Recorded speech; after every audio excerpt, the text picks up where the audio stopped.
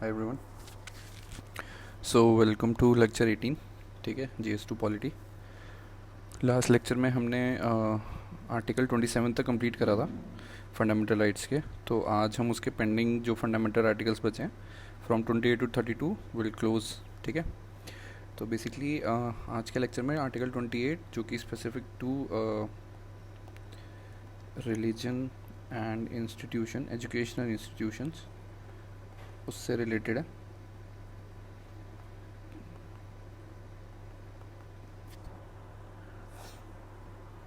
Education institutes, ठीक है।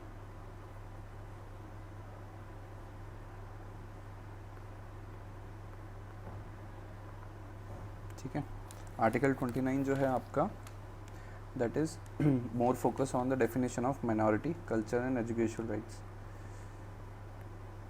So basically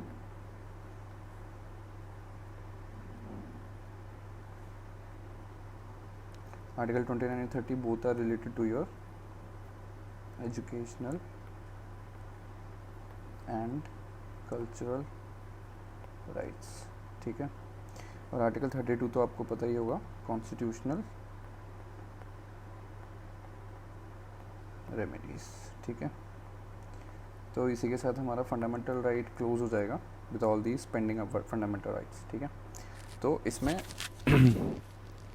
will start with article 28। ज़्यादा बड़ा मतलब ज़्यादा डीप कॉन्सेप्ट नहीं है, वही लक्ष्मीकांत के उस लेक्चर से चैप्टर 7 से पढ़ लोगे हो जाएगा। बिकॉज ये सारे आर्टिकल्स ना बहुत ही ईजी टू अंडरस्टैंडेबल है। जो भी कॉम्प्लेक्स थे, जो डिटेल के थे, वो हमने पढ़ लिए। ठीक है, तो will start with A article 28। ठीक है, सो बेसिकली आर्टिकल 28 क्या है आपका? It deals with the imparting religion, it deals with the imparting of religious instructions in educational institution। ठीक है, तो फंडा क्या है? रिलीजियस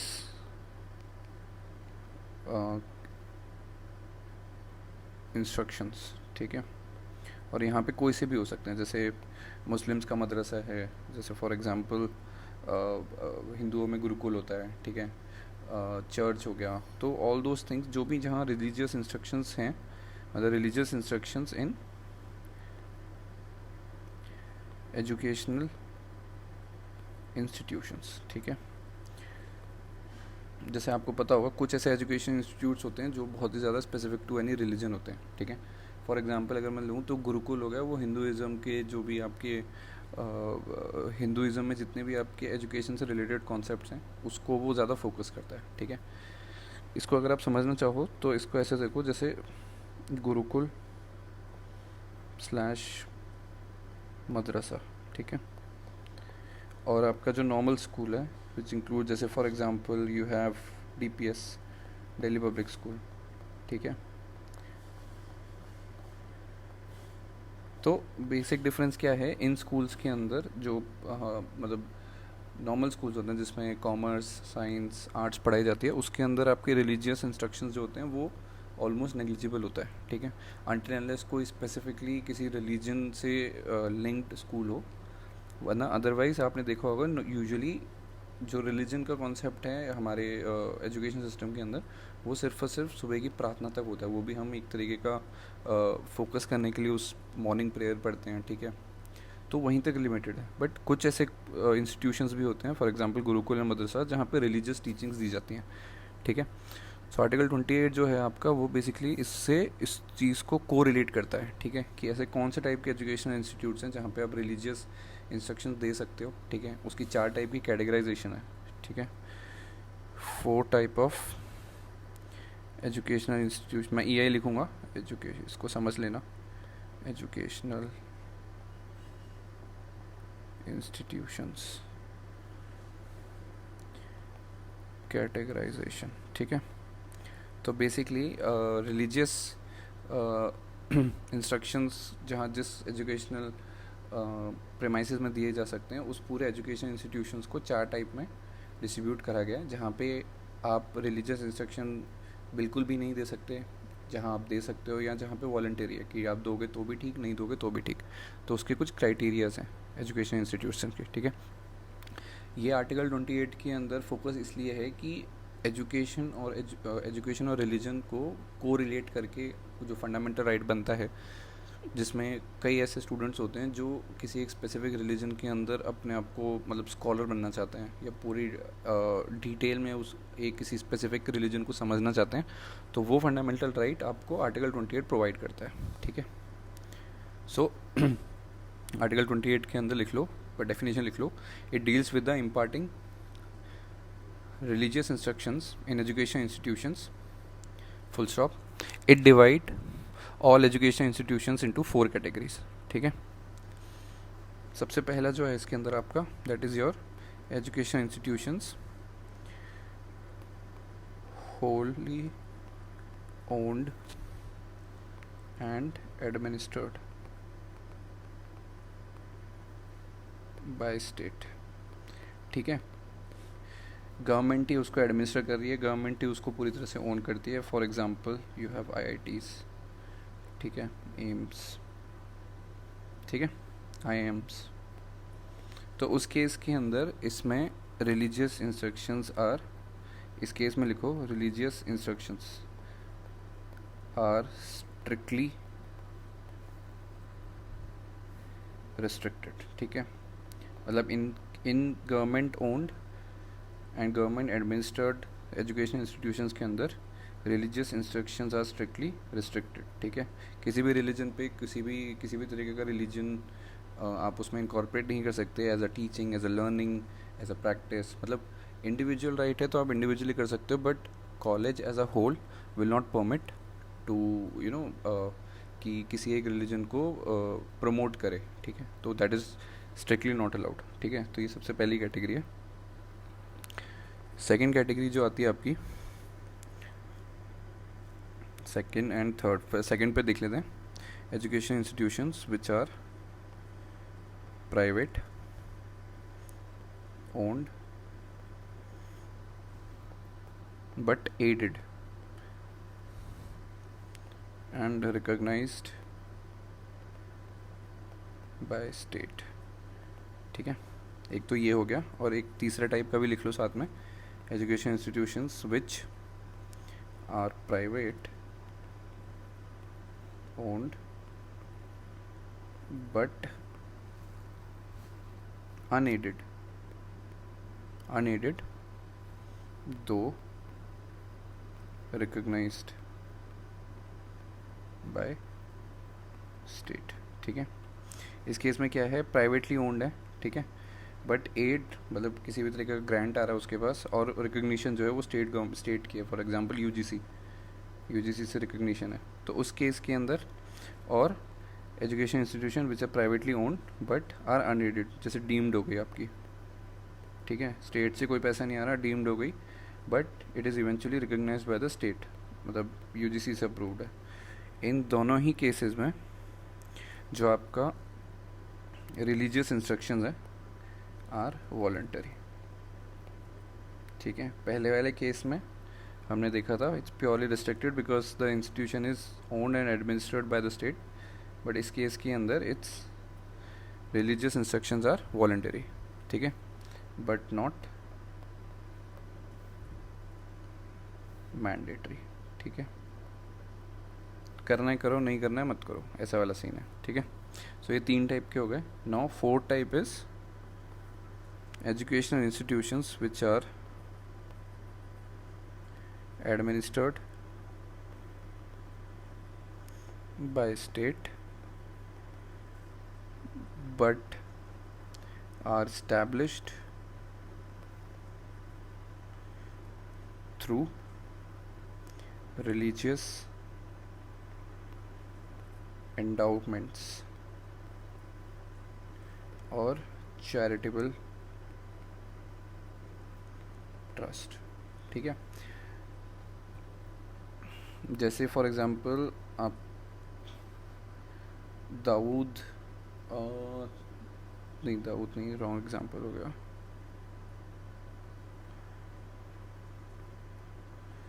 दारुल एक मुस्लिम बॉडी है जो चैरिटेबल ट्रस्ट भी चलाती हैं, जिसके बेसिस पे वो एजुकेशन इंस्टीट्यूशंस को इस्टेब्लिश कराती हैं ट्रस्ट के थ्रू। ठीक है, मतलब ऑब्वियसली कोई भी ऐसा रिलीजन है जो अपने आप को एक्सपैंड करना चाहेगा या उसकी वो चाहेगा कि उसकी रिलीजन की लर्निंग्स मास लोगों तक पहुँचे, तो वो ट्रस्ट बनाते हैं ताकि सोशल जो चीज़ें हैं, बेनिफिट हैं, जैसे एजुकेशन, स्कूल, आपके मेडिकल सेंटर्स, वो अपने चैरिटेबल ट्रस्ट के थ्रू क्रिएट कर सकते हैं, पब्लिक हेल्प कर सकते हैं। तो वो सारे एजुकेशन इंस्टीट्यूट जो होंगे which are administered by the state, administer तो स्टेट कर रहा है, ठीक है, कि भाई प्रिंसिपल कौन रहेगा, टीचर कौन रहेगा, बट जो उनकी जो इस्टेब्लिशमेंट है, ठीक है, फॉर एग्जांपल जैसे JMU था पहला आपका, या फिर AMU था, ठीक है, ये इनिशियली रिलीजन के बेसिस पे इस्टेब्लिश हुए थे। वो बात अलग है कि ये अभी गवर्नमेंट कंट्रोल के अंदर आ गए, but initially education institutions were establish on the basis of religion only, ठीक है। तो इनके अंदर जो है, इसके अंदर your religious instructions are permitted, कर सकते हो, ठीक है। कभी अगर ये चाहें कि भाई किसी एक रिलीजन की बुक को पढ़ाना है, जैसे कोई लैंग्वेज पढ़ानी है, कोई रिलीजन पढ़ाना है, तो ये कर सकते हैं, ठीक है। So that is up to them. तो ये 4 टाइप के एग्जाम्पल थे आपके, 4 टाइप की कैटेगराइजेशन थी अंडर आर्टिकल 28, ठीक है। नेक्स्ट आर्टिकल है हमारा आर्टिकल 29 एंड 30, ठीक है। इसमें लिख लो, it's cultural and educational rights, ठीक है, कंबाइंड है। तो स्पेसिफिकली आर्टिकल 29 लिखते जाना साथ में। आर्टिकल 29 जो है, that is specific to your protection of interest of minorities, ठीक है। अब इसी का ही 29(1) लिखो, आर्टिकल 29। बेसिकली आर्टिकल 29 ये है कि protection of interest of minorities. अभी हम माइनॉरिटीज़ का आगे हम समझेंगे। माइनॉरिटीज़ आपका रिलीजन बेसिस पे भी होता है, लिंग्विस्टिक बेसिस पे भी होता है, कल्चरल बेसिस पे भी होता है। तो there are multiple bifurcation of minority, मतलब एज अ डेफिनेशन कि भाई रिलीजन के बेसिस पे हो गया, लैंग्वेज के बेसिस पे हो गया, ठीक है, कल्चर के बेसिस पे हो गया, ठीक है, all those things comes under minority only. तो आर्टिकल 29 में जो protection of interest of minorities है, इसमें माइनॉरिटी क्या सिग्निफाई करता है वो हम आगे समझेंगे, ठीक है। अभी लिखो आर्टिकल 29 प्रोविजन 1, ठीक है। इसमें लिखो, any section of Indian citizen residing in India having a distinct language, script, culture of their own shall have the right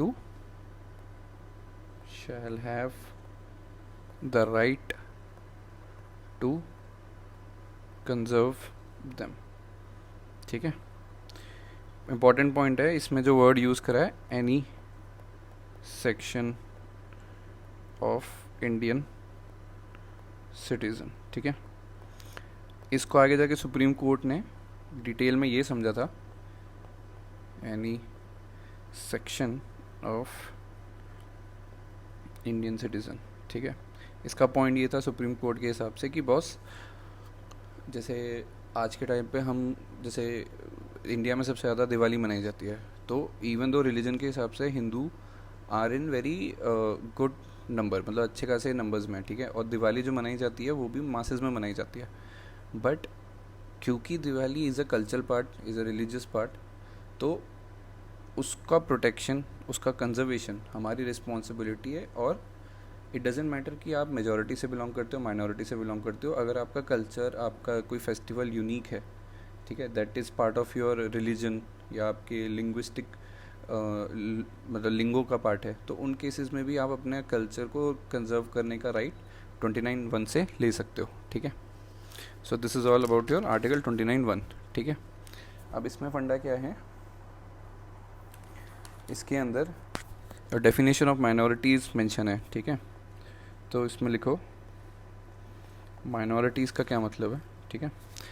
please right, group of people who are not in majority, ठीक है। Ideally group of people who are not in majority, ठीक है। अब भाई definition तो ठीक है कि भाई जो लोग मेजॉरिटी में नहीं उन्हें माइनॉरिटी कहते हैं, ठीक है। बट नॉट इन मेजॉरिटी का क्या मतलब है? अगेन माइनॉरिटी का मतलब जो हमने ऊपर समझा वो ये था कि भाई रिलीजन हो सकता है, लैंग्वेज हो सकता है, कल्चर हो सकता है। सिमिलरली मेजॉरिटी का भी मतलब तो वही हुआ कि भाई जो लोग रिलीजियस क्वांटिटी में सबसे ज़्यादा हैं, हिंदू सबसे ज़्यादा हैं, तो वो मेजॉरिटी हो गए।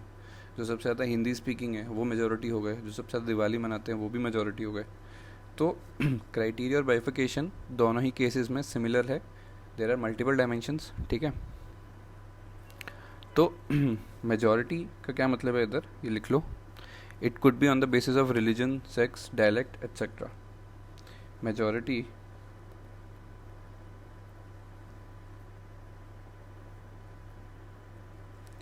majority could be on the basis of religion, dialect,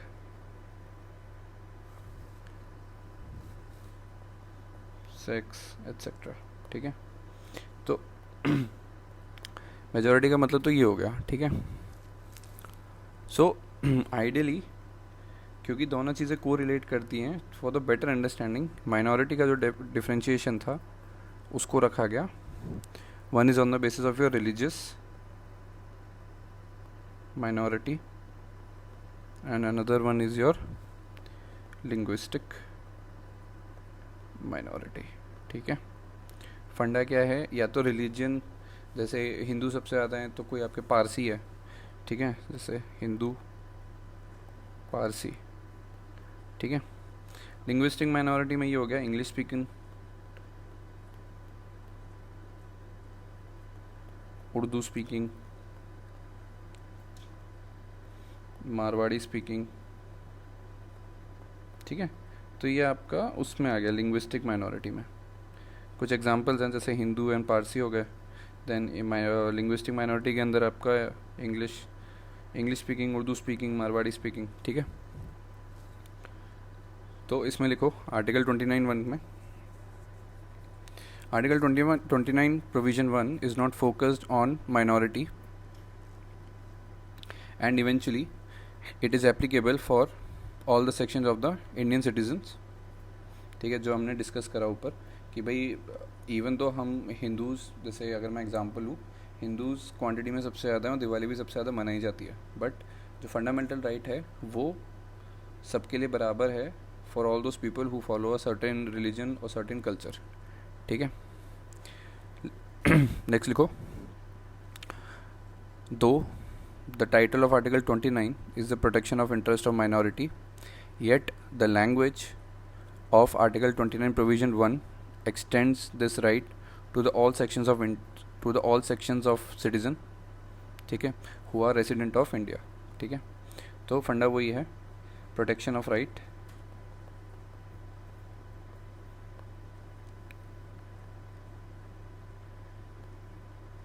is applicable, we are still talking about article 29(1), 29, ठीक है। तो protection of right is applicable to all the section of citizens residing in India. Citizen focus इसलिए लिखा है because हमने starting में discuss करा, it is not applicable, this fundamental right is not applicable for foreigners, ठीक है, ठीक है।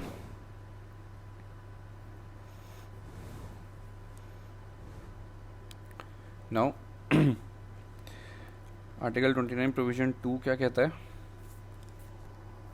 आर्टिकल 29 प्रोविजन 2 कहता है, please right, no citizen shall be denied admission in any educational institution maintained by state or which is receiving an aid from any state or receiving any aid out of state fund only on the grounds of religion, race, caste, language or any of them, ठीक है। तो 29 provision 1 में तो आपका simple fund है कि boss आप अपना कल्चरल राइट सेव कर सकते हो, सिक्योर कर सकते हो, उसकी प्रोटेक्शन आपका फंडामेंटल राइट है, ठीक है। नाउ आर्टिकल 29(2) में क्या फंडा है कि बॉस एजुकेशनल इंस्टीट्यूशंस में admission,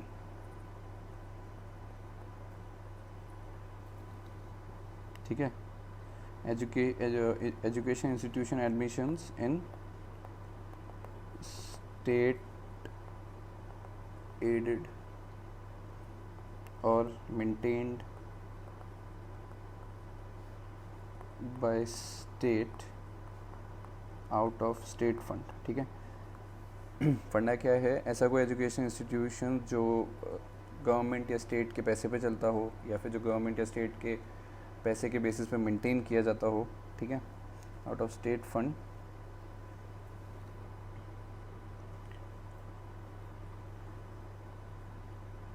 can not deny admission only, ठीक है। ओनली मतलब इकलौता क्राइटेरिया नहीं होना चाहिए, only on the grounds of religion, race, caste, language, ठीक है। तो 29(2) ये कहता है कि बॉस किसी भी एजुकेशन इंस्टीट्यूशन में जो कि स्टेट एडेड है, स्टेट मतलब स्टेट के पैसे द्वारा मेंटेन किया जाता है, या स्टेट फंड के द्वारा उसका कोई मेंटेनेंस चल रहा है, कोई काम चल रहा है, तो उसमें आपका एडमिशन डिनाई नहीं हो सकता। It can not be denied purely on the basis of religion, caste, language और रेस। कॉम्बिनेशन अगर इसके साथ कोई हो गया, जैसे हमने लास्ट लेक्चर में पढ़ा था कि भाई आर्मी के अंदर जो स्पेशल फोर्सेज हैं उसके अंदर women cadets are not allowed, why? तो जो डिस्क्रिमिनेशन था वो इनिशियली सुप्रीम कोर्ट में ये बोला गया था कि भाई this is this is like denial of fundamental rights, or you are restricting the fundamental rights because you are discriminating purely on the basis of gender, sex के बेसिस पे, ठीक है। बट आर्मी ने कहा था कि भाई सेक्स के साथ साथ जो बायोलॉजिकल रिस्ट्रिक्शन है हम उसके बेसिस पे रेस्ट्रिक्शन इम्पोज कर रहे हैं, ठीक है। ये केस हमने पहले लेक्चर में पढ़ा था, स्टार्टिंग के लेक्चर्स में जाके रिविजिट करोगे तो याद आ जाएगा। तो purely on the basis of sex और जेंडर यू कांट रिस्ट्रिक्ट और डिनाई एडमिशन। सेम प्रिंसिपल यहाँ एजुकेशन इंस्टीट्यूशंस में भी लगता है कि purely on the basis of religion आप किसी को एडमिशन डिनाई नहीं कर सकते, ठीक है। कॉम्बिनेशन हो सकता है कि बॉस ठीक है कि लैंग्वेज मतलब कास्ट है, बट कास्ट के साथ साथ बंदे ने कट ऑफ क्लियर नहीं करी, कट ऑफ नॉट क्लियर, तो वो वैलिड सिनेरियो कि बॉस ठीक है you belong to any general caste और SC/ST कास्ट, बट इसका मतलब ये नहीं है कि आपने बिना कट ऑफ क्लियर करे आप आके बोलोगे कि भाई मुझे एडमिशन नहीं मिल रहा, नहीं। उस केस में जो आपका ग्राउंड है for denying you the admission that is purely on the basis of, ठीक है, कास्ट तो है ही कि आप मतलब SC/ST हो आप, ठीक है। आपको जनरल की सीट इसलिए नहीं दे सकते बिकॉज आपका कट ऑफ ही क्लियर नहीं है, ठीक है। तो ये वाला पॉइंट कंसोलिडेट करके ही माना जाता है, and this is the only restriction और this is only the application of article 29 provision 2, ठीक है। So this was all about your article 29। अब सी लिख लो, आर्टिकल 30, ठीक है। इसमें लिखो it deals with the fundamental right of minority community to establish and administer educational institutions, full stop. It classifies minorities on the basis of religion or language, ठीक है। कुछ खास है नहीं, basically it is a fundamental rights that allows minority community, ठीक है, to establish and administer education institutions, ठीक है। और इसमें जो आपकी माइनॉरिटी की डेफिनेशन है that is purely on the basis of religion और लैंग्वेज, ठीक है। जैसे बोहरा कम्युनिटी है, वो अपना फंडामेंटल राइट आर्टिकल 30 के अंदर यूज़ करके education institutions for the student of their own community वो इस्टेब्लिश कर सकती है, उनको वो 100% स्कॉलरशिप दे सकते हैं, फ्री एजुकेशन दे सकते हैं, ठीक है। तो उनके लिए वो माइनॉरिटी वाला जो वर्ड है that signifies only one specific religion, कि भाई ठीक है जो बोहरा कम्युनिटी के लोग हैं, ठीक है, ऑब्वियसली दे आर नॉट मतलब large number of people in Bohra community, तो वो रिलीजन के बेसिस पे माइनॉरिटी डिक्लेयर करके they can provide them free education, free schooling services, all those things. So that comes under your Article 30. ठीक है. अब इसमें बहुत ही सही क्वेश्चन बनता है. एक क्वेश्चन है 5% हिंदूज, ठीक है, living in Nagaland will be considered as minority. ठीक है. नागालैंड के अंदर सिर्फ 5% हिंदूज रहते हैं, ठीक है, तो क्या उनको माइनॉरिटी कंसिडर करा जाएगा? ठीक है. इसका आंसर है no, as per supreme court. ठीक है. और सुप्रीम कोर्ट की क्लैरिफिकेशन क्या है इसके लिए? सुप्रीम कोर्ट क्लैरिफिकेशन इज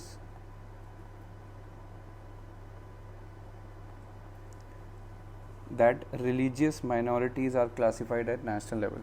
ठीक है. Religious minority are classified at national level. ठीक है. इवन दो क्वेश्चन जो है वो 5% हिंदूज़ का है नागालैंड के अंदर, बट रिलीजियस माइनॉरिटी और मेजॉरिटी जो डिस्कस होती है वो नेशनल लेवल पे होती है. ठीक है. किसी एक स्टेट लेवल पे नहीं. इवन दो अगर मैं ये बोलूँ कि हिंदी स्पीकिंग की बात हो रही हो, ठीक है, रिलीजन के बेसिस पे आप माइनॉरिटी डिफाइन सिर्फ नेशनल लेवल पे कर सकते हो. ठीक है. उसका स्टेट के बेसिस पे कोई बाइफिकेशन नहीं है. बट लिंग्विस्टिक जो बेसिस है, लिंग्विस्टिक बेसिस ऑफ माइनॉरिटीज़, वो इस्टेब्लिश होता है national and state level both. ठीक है. तो अगर मैं ये बोलूँ, यहाँ तो मैंने हिंदूज़ बोले, रिलीजन स्पेसिफाई कर दिया, तो वो माइनॉरिटी कंसिडर स्टेट लेवल पे नहीं करे जाएंगे जब तक उनको नेशनल लेवल पे वो डिक्लेयर ना करे जाए. और ऑब्वियसली नेशनल लेवल पे हिंदूज़ आर इन मेजॉरिटी, तो that won't be happening. But अगर मैं ये सेम क्वेश्चन इस हिसाब से बोलूँ कि भाई 5% ऑफ नागालैंड, मतलब Nagaland people are Hindi speaking. ठीक है. अब हिंदी स्पीकिंग के अंदर आपके सारे रिलीजन के लोग आ सकते हैं. हो सकता है वहाँ पे सिख हों, ठीक है, हो सकता है वहाँ पे मुस्लिम्स हो सकता है वहाँ पे मारवाड़ी हों. ठीक है. उस केस के अंदर state government, Nagaland government can signify कि बस ठीक है, जो लिंग्विस्टिक माइनॉरिटी है, all those people who are Hindi speaking, तो उस केस के अंदर आपका जो माइनॉरिटी का टैग है वो लग सकता है, but only on the basis of state level. लगने को दोनों लेवल पे लग सकता है, नेशनल प्लस स्टेट. ठीक है. For linguistic minority. ठीक है. तो स्टेट गवर्नमेंट के सामने अगर आप ये प्रपोज रखोगे कि भाई जो XYZ लैंग्वेज स्पीकिंग पॉपुलेशन है वो बहुत कम है, ठीक है, उसके अंदर आपके रिलीजन के कई सारे लोग आ सकते हैं. हो सकता है नागालैंड के जो नागाज़ हैं वो भी जो हिंदी स्पीकिंग है वो बहुत ही कम मेजॉरिटी में है, तो वो अपना जो माइनॉरिटी का टैग है वो ले सकते हैं स्टेट गवर्नमेंट से. प्लस नेशनल गवर्नमेंट भी ऑल इंडिया लेवल पे या किसी लेवल पे अपना डिक्लेयर कर सकती है माइनॉरिटी. ठीक है. So this was all about your article 30. ठीक है. Coming to the last article, article 32. इसको तो पता ही आपको, this article is also called as heart and soul of constitution by B.R. Ambedkar. ठीक है.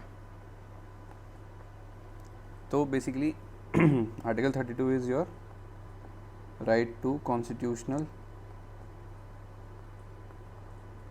रेमेडीज. ठीक है. अब इसमें फंडा क्या रहता है कि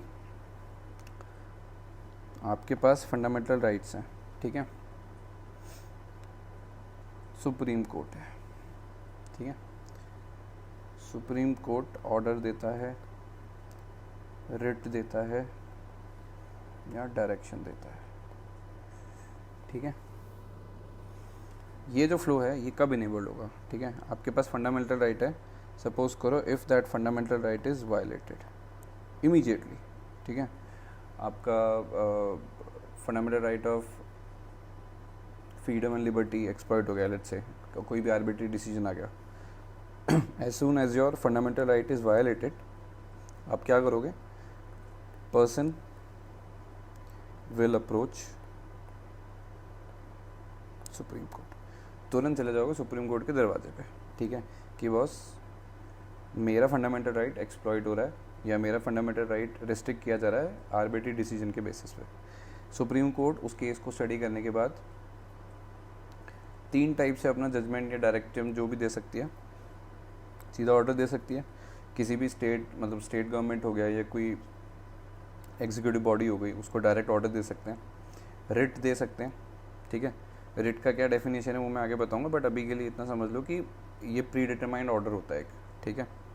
आगे हम पढ़ेंगे कि what are the different types of writ, because हम मैंडेमस करके पढ़ेंगे पूरा, ठीक है। आपका आगे हेबियस कॉर्पस पढ़ेंगे, these are all the types of writs, तो वो हम नेक्स्ट लेक्चर में पढ़ेंगे। बट अभी के लिए समझ लो फंडामेंटल राइट्स अगर एक्सप्लॉइट हुए तो पर्सन, कोई भी एक्सरसाइज पर्सन जिसके फंडामेंटल राइट एक्सप्लॉइट हुए, भले वो क्रिमिनल हो, लॉयर हो, डॉक्टर हो, एक्टर हो, नॉर्मल सिटीजन हो, वो सीधा सुप्रीम कोर्ट चला जाएगा। सुप्रीम कोर्ट वो एग्जामिन करने के बाद ऑर्डर दे सकती है, रिट दे सकती है, या सीधा सीधा डायरेक्शंस दे सकती है कि बॉस अपना ये डिसीजन है वापस लो, या इसके तहत जो भी आपकी साइड से जो लॉजिकल आंसर्स थे, आर्ग्यूमेंट्स थे, वो प्रोवाइड करो, ठीक है। बट ये जो भी चीज़ें होंगी ना, the main purpose of all these actions by supreme court is to reimplement fundamental right, ठीक है। फंडामेंटल राइट को वापस री इम्प्लीमेंट करने के लिए ही सुप्रीम कोर्ट इनमें से कोई भी डायरेक्टिव या डिसीजन ले सकती है, ठीक है। तो कॉन्स्टिट्यूशनल रेमेडी का मतलब ये होता है कि fundamental right, article 32 gives the power to the common man, to the normal people to approach supreme court in case of any fundamental right violation, ठीक है। उसमें नेक्स्ट लिखो, through article 32 supreme court restore fundamental right through different actions which includes order, writ, directions after reviewing the petition of the person whose fundamental rights are violated, ठीक है। अब इसमें छोटी definition लिख लो, फॉर एग्जांपल इसमें writ के बारे में लिख लो, it is a predetermined order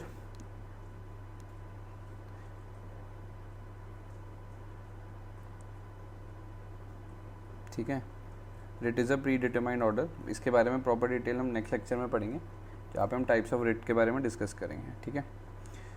next लिखो इसमें आर्टिकल 32 के अंदर, without article 32 no other fundamental rights is enforceable, ठीक है।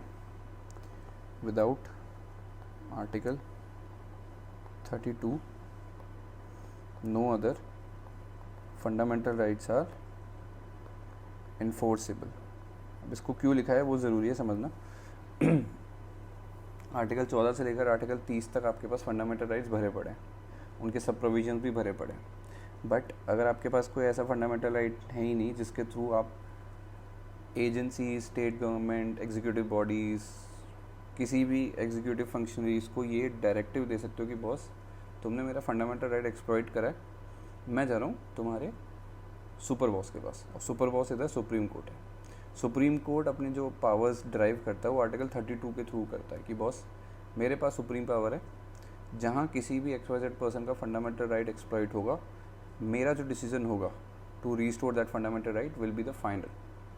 मेरे से कोई ज़्यादा बहस नहीं करेगा, ना मेरे से कोई ज़्यादा आर्ग्यूमेंट करेगा when it comes to fundamental right. If the fundamental rights are getting violated without any proper reason, तो उस केस में supreme court has the final power to enforce that fundamental right by overturning जो भी direction था, order था।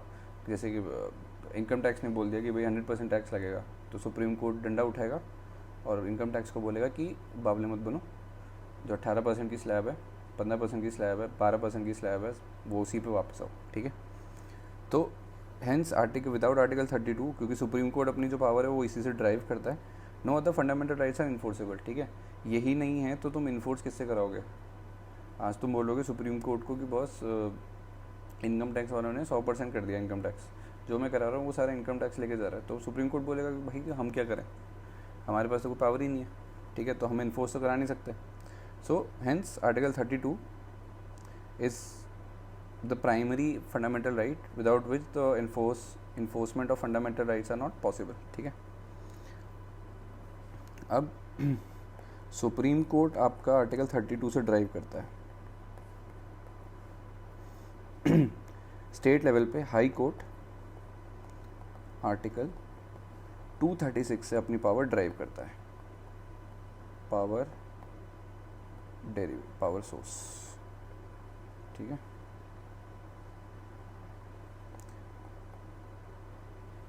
ठीक है. अब इसमें आर्टिकल 32 के थ्रू सुप्रीम कोर्ट अपना जो रिट की डायरेक्शंस वगैरह हैं, रिस्ट्रिक्शंस हैं, जो पावर हैं वो ड्राइव करता है. ठीक है. 236 के through supreme high court, this is high court of state union territories. ठीक है. वो आर्टिकल 236 के थ्रू से ड्राइव करता है. नेक्स्ट चीज़ और पॉइंटर्स हैं, बेसिकली कुछ खास नहीं है. Article 32(2) is writ jurisdiction of supreme court. जब हम रिट के बारे में नेक्स्ट लेक्चर में पढ़ेंगे तो उसमें समझ देंगे कि what are the different writs and how supreme court functions using writ. But अभी के लिए सब प्रोविजन जो आर्टिकल 32 है, article 32(2) is specific to the writ jurisdiction of supreme court. ठीक है. नेक्स्ट लिखो. Indian constitutions provide writ jurisdiction to Supreme Court under Article 32 and High Court under Article 236. This concept of writ jurisdiction has been adopted from England. ठीक है. तो ये वाली power and Article 236 both are driven from, has been adopted from England. ठीक है.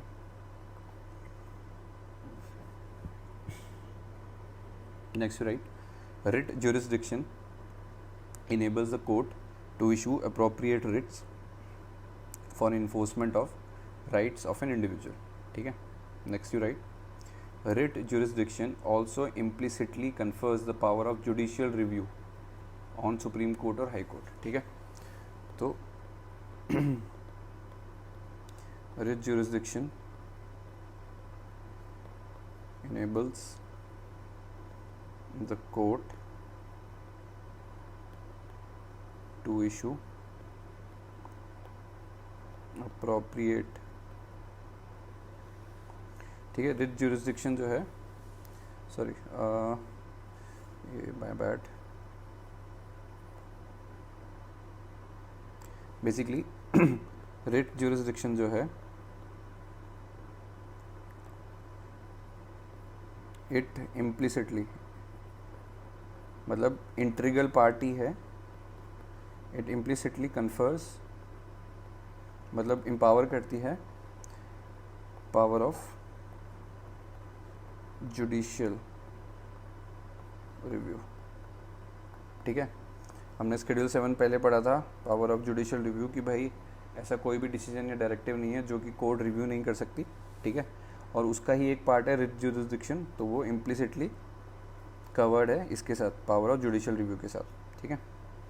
Next right, apart from high court and supreme court, parliament can also grant writ, apart from High Court and Supreme Court, Parliament is also having the writ power, and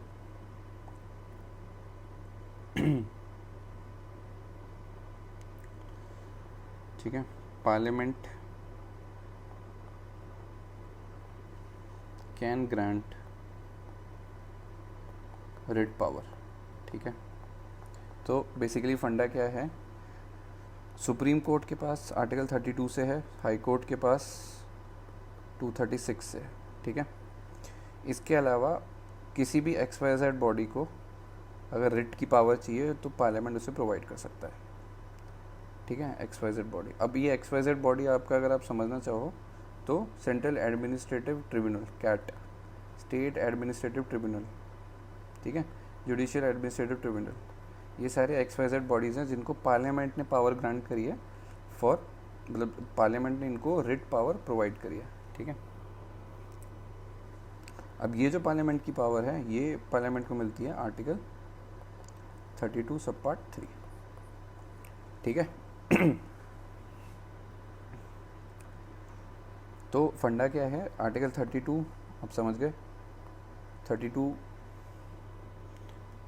2 जो है आपका वो writ jurisdiction of supreme court है, and article 32(3) is your enabling parliament to provide writ power to any XYZ body, ठीक है। So with this our fundamental rights are closed, ठीक है। 32 तक हमने सारे फंडामेंटल राइट्स कर लिए। नेक्स्ट लेक्चर में हम रिट के बारे में प्रॉपर पढ़ेंगे, जिसके अंदर हेबिस कॉर्पस, मैंडेमिस, प्रोहिबिशन, ठीक है, वो सारा हम प्रॉपरली डिस्कस करेंगे, ठीक है। कोई वारंटो प्रॉपर तो, और साथ में हम आर्टिकल एक डिफ्रेंशिएशन भी पढ़ेंगे, आर्टिकल 32 एंड आर्टिकल 226 का, 236 का basically. So that will discuss, ठीक है। So if you like the video, like, share, subscribe, comment, ठीक है। कोई कंसर्न हो तो ड्रॉप अस अ मेल, ठीक है। इसके बाद हम पोल एक जनरेट करने वाले हैं कि what next subject should be, ठीक है। जो भी आज का लेक्चर पढ़ा वो that is you can study from lecture 7 of Lakshmikant, ठीक है। So I hope you found this video informative. Thank you for watching and I'll see you in the next one. Bye bye.